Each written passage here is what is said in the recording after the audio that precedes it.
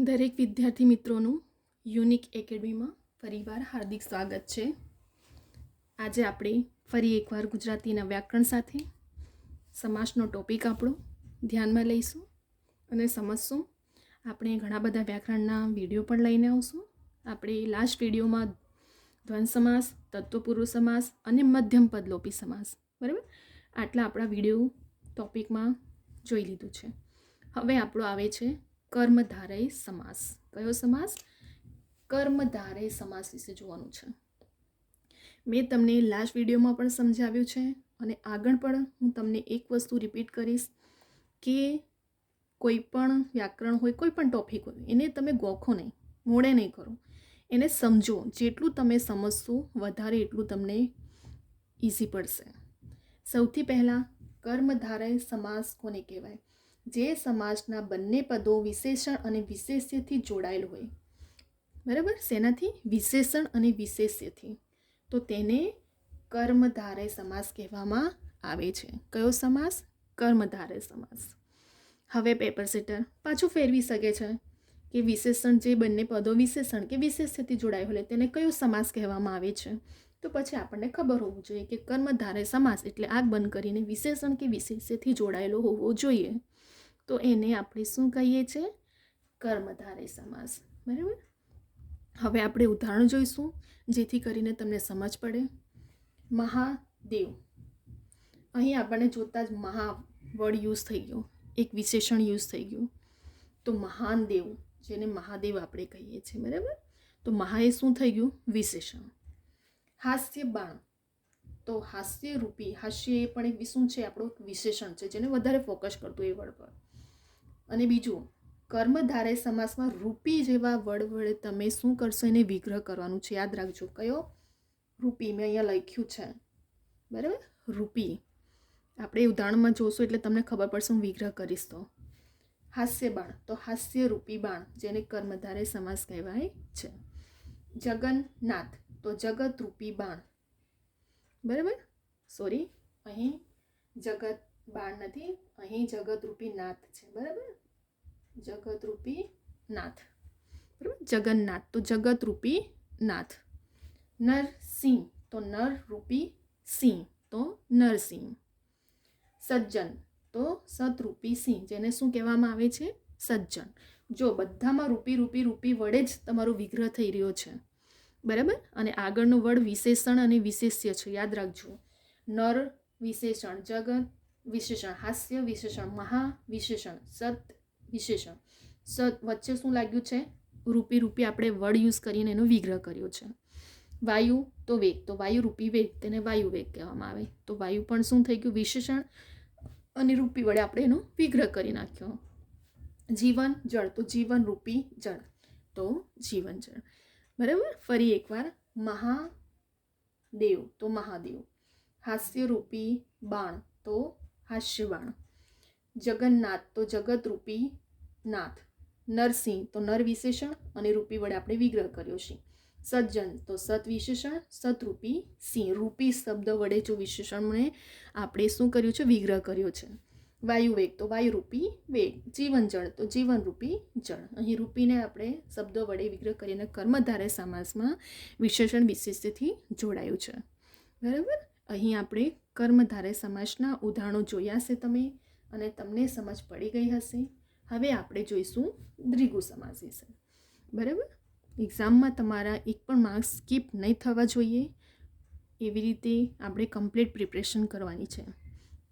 દ્વિગુ સમાસ, જ્યારે સમાસના પદોનો વિગ્રહ સમૂહનો ભાવ દર્શાવે. બરાબર. દ્વિગુ સમાસ કોને કહેવામાં આવે છે? કે જ્યારે સમાસના પદોનો વિગ્રહ સમૂહનો ભાવ દર્શાવે. ચલો આપણે સ્ટાર્ટ કરશું એટલે ખબર પડશે તમને. નવરાત્રિ, તો નવરાત્રિનો સમૂહ, જો મેં કીધું ને સમૂહનો ભાવ દર્શાવે, અને આગળ સંખ્યા હોવી જોઈએ. આંખ બંધ કરીને તમારે લખીને આવી જવાનું. જો સંખ્યા આપી દીધું હોય તો પછી આપણે દ્વિગુ સમાસ જ આવશે, બીજો કોઈ સમાસ નથી આવવાનો. નવરાત્રિ, તો નવરાત્રિનો સમૂહ, સંખ્યા આવી ગઈ 9. પંચતંત્ર, તો પંચતંત્રોનો સમૂહ, જેને આપણે શું કહીએ છીએ? પંચતંત્ર, તો 5 શબ્દ આવી ગયો. ત્રિભુવન, તો 3 ભુવનનો સમૂહ, સમૂહ પણ આપણો આવવો જોઈએ અને આગળ સંખ્યા આવી જવી જોઈએ. ત્રિભુવન, 3 ભુવનનો સમૂહ. ચોમાસું, તો 4 માસનો સમૂહ, જેને આપણે શું કહીએ છીએ? ચોમાસું. તો સંખ્યા 4 આવી. 9 રંગ, તો 9 રંગોનો સમૂહ, જેને આપણે નવરંગ કહીએ છીએ. તો 9 સંખ્યા આવી ગઈ. ષડરસ, તો 6 રસોનો સમૂહ, જેને ષડરસ કહેવામાં આવે છે. બરાબર. આપણે દ્વિગુ સમાસ તો બહુ જ ઇઝી છે. તમને તરત જ તાત્કાલિક ખાલી સંખ્યા આપી વર્ડ પરથી આપણો જો વર્ડ હોય ને, તો આપણે આગ બંધ કરીને દ્વિગુ સમાસ જ લખીને આવી જવાનું. બરાબર. કેમ કે ત્યાં સંખ્યાનો વિગ્રહ થાય છે. સમૂહ જે બને છે તે સંખ્યા પરથી જ બને છે. ફરીવાર નવરાત્રિ, તો નવરાત્રિનો સમૂહ. પંચતંત્ર, તો પંચતંત્રનો સમૂહ. ત્રિભુવન, તો 3 ભુવનનો સમૂહ. ચોમાસું, તો 4 માસનો સમૂહ, જેને શું કહેવામાં આવે છે? ચોમાસું. નવરંગ, તો 9 રંગોનો સમૂહ, જેને નવરંગ. ષડરસ, તો 6 રસોનો સમૂહ, એટલે ષડરસ. બરાબર.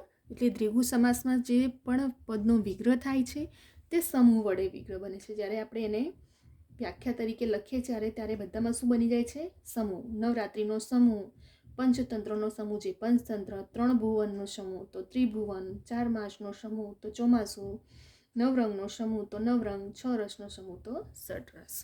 બરાબર. એટલે આગળ જે આપણી વ્યાખ્યા જે બનાવી, વિગ્રહ કર્યો, તો બધી સંખ્યા પ્રમાણે છે. સંખ્યા આટલા આવે એટલે સમજી જવાનું તમારે દ્વિગુ સમાસ છે.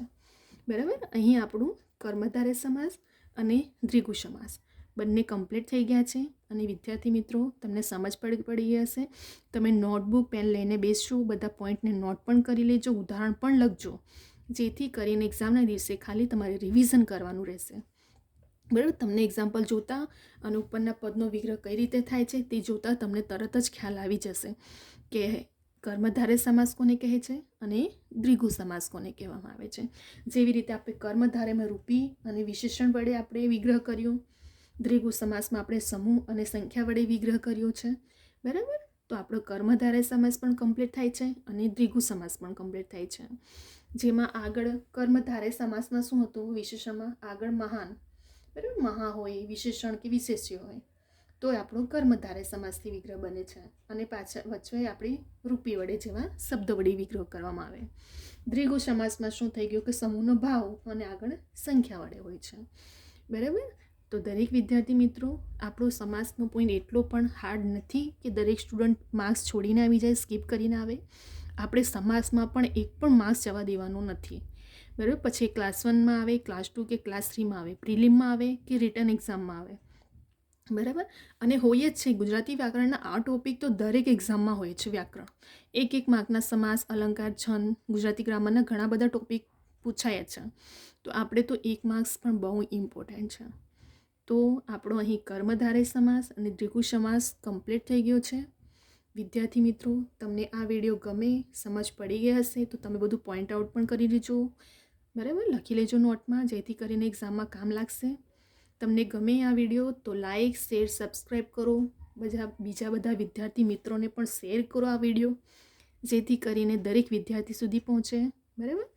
દરેક વિદ્યાર્થી મિત્રોને આપણે હેલ્પ કરવી આપણે સૌથી પહેલી ફરજ છે. બરાબર. આપણે પણ એક નાગરિક છે, એ પ્રમાણે દરેક વિદ્યાર્થી મિત્રો નથી રીચ કે નથી એફર્ટ કરી શકતા કોચિંગ, તો દરેક વિદ્યાર્થી સુધી પહોંચી શકે એવી મારી આશા છે. તમે જેટલું શેર કરશો, બરાબર, દરેક સ્ટુડન્ટને હેલ્પ થશે અને દરેક સ્ટુડન્ટ પાસે આ વિડીયો પહોંચી જવો જોઈએ. તમને ગમે લાઈક, શેર, સબસ્ક્રાઈબ કરો. બીજા બધા વિદ્યાર્થી મિત્રોને પણ શેર કરો. અહીં આપણો ગુજરાતી વ્યાકરણ સમાસનો ટોપિક કમ્પ્લીટ થઈ ગયો, કર્મધારય સમાસ અને દ્વિગુ સમાસ. હવે આપણે નેક્સ્ટ વિડીયો બીજા બધા ઘણા વ્યાકરણના ટોપિકો લઈને આવશું. બસ તમે બધા જોતા રહેજો અને આગળ શેર કરતા રહેજો.